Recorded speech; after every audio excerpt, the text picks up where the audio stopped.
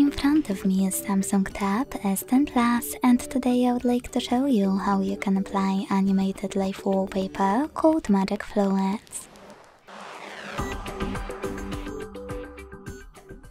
Begin by opening Play Store and clicking on the search bar. Then type in Magic Fluids and download free app from Mad Scientist developer called Magic Fluids Lite Fluid Theme. When it's ready, open it, and to mute the music, hit consent and tap at the bottom left corner.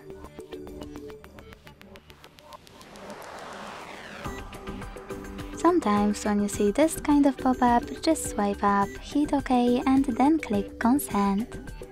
Either way, finally we can access wallpaper settings by tapping on the top left corner.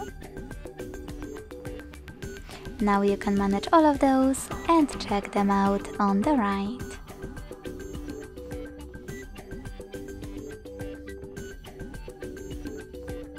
Then click at the bottom right corner, Set as live wallpaper, yes, Set wallpaper, and here just click on one of those options to decide where. So when I go back, as you can see, my wallpaper was successfully applied. Thanks so much for watching. If you enjoyed this video, leave a like, comment and subscribe. Bye!